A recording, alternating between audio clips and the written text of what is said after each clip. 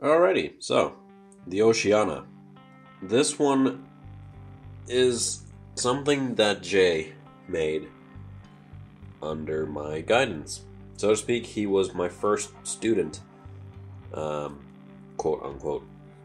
Now, there's a couple of things that are going to happen to this guitar now. Because Jay felt that he did not actually have a use for the guitar because he has Scum and he has others that he plays a bit more. This one became a little bit obsolete, but is way too good to just put into a cupboard. So, what we're going to do is we're going to fix this up a little bit and prepare it to be sold off to some very, very fortunate player. So this is still a semi-hollow instrument. Now, you wouldn't guess from looking at it, so there's something that we have to do, which is make an F-hole.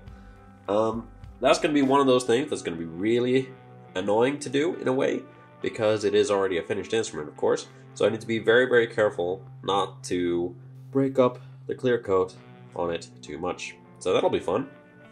Another thing that needs to be done, a little bit of a shim on the neck, just to get that action the way we want. Currently, it could be a bit better. So, another one is just a little bit of work on the nut. It is a little bit rough around the edges. So I'm gonna make that feel a good bit more comfortable. The fret ends are completely fine. The fretwork, I'll check, make sure that it's okay.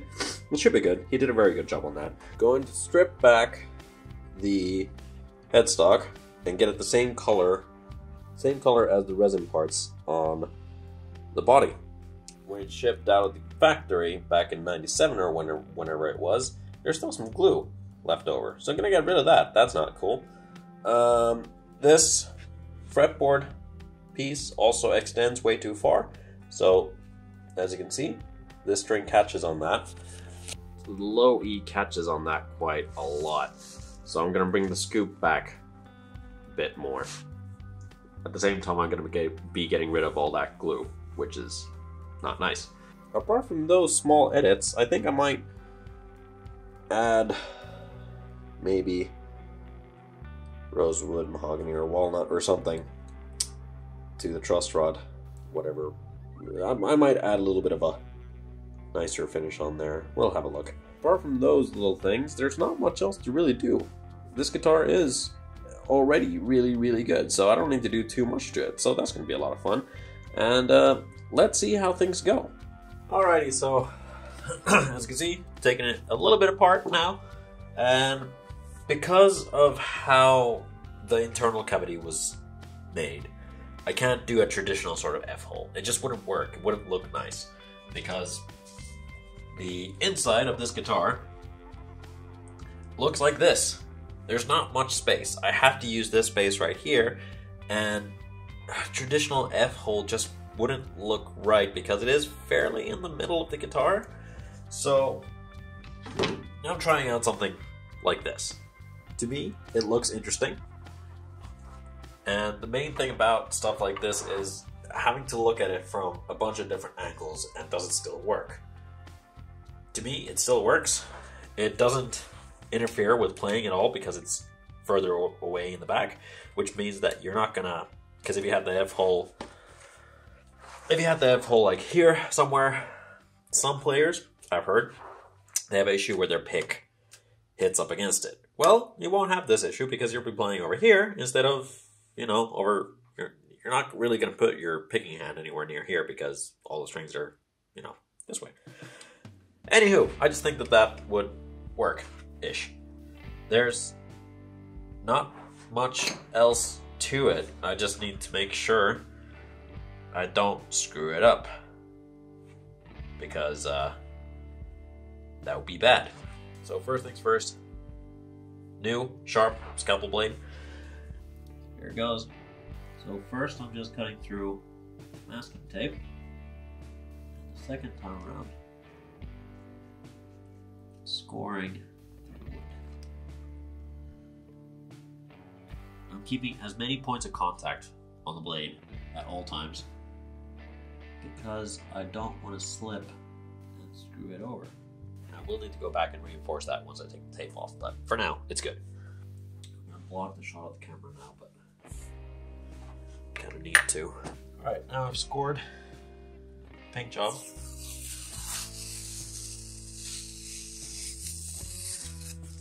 Remove the tape.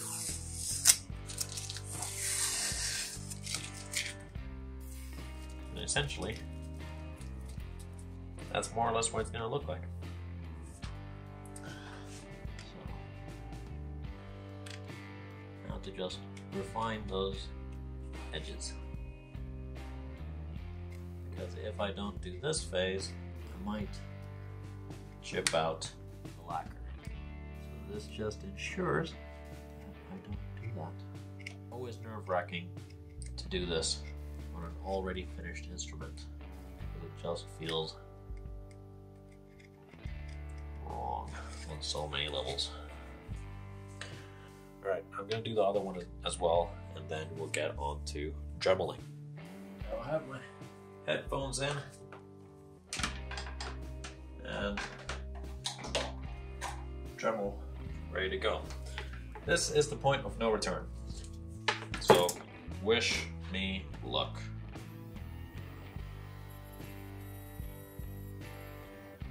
Goggles. Or in my case, glasses.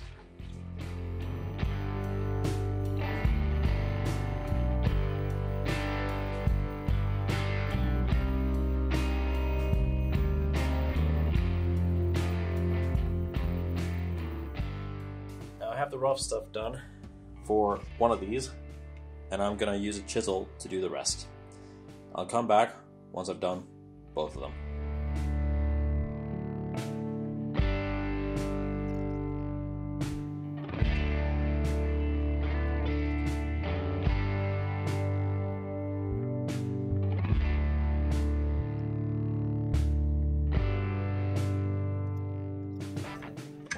Now, cutting at a sort of angle, so that brings the very edge of the F-hole a little bit closer, so it's going to look like it's a lot thinner of a top, when this in reality is a 6mm top, so it's not going to look quite as chunky. It's going to look a little bit more elegant, or that's at least what I'm aiming for.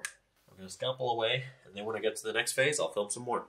Alright, note to self, retroactively trying to fit a... This is purple, not black. The fuck? Oh, it's not mixed properly. Alright, retroactively trying to fit F-holes into a guitar is a freaking pain in the ass, and I don't recommend you do it, because it will drive you a little bit crazy. Now, what I'm going to do now is use some acrylic paint, paint the inside so that it looks a little bit cleaner, and then paint the insides of the F-holes as well. This will just make it look that much cleaner and better. So you have just bare wood poking through, you will see it and it will not look as good.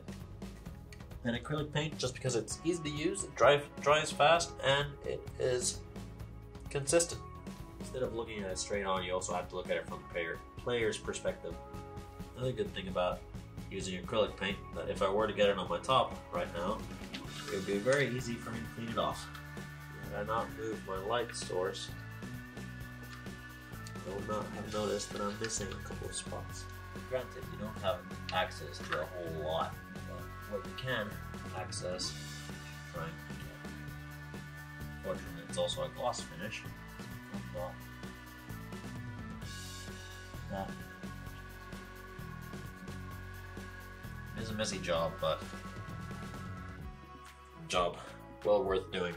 The end result will look that much cleaner.